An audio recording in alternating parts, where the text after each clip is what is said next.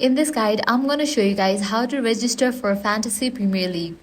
Let's get started. First, you'll need to get this app, Fantasy Premier League, launch it.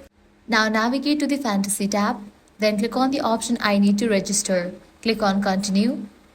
You'll get different options to join Premier League. You can continue with Google, Facebook, X, or your Apple ID, or also you can directly enter your email address and then click on Join with Email. Now click on the option Continue. Checking for these options and click on Continue. You'll be directed to this page. Now you'll need to fill out this form.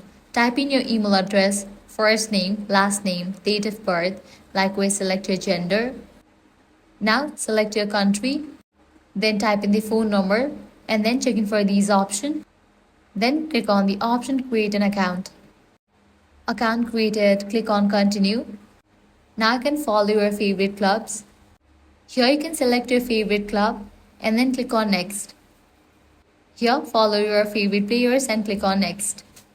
You can customize these settings over here and click on Finish.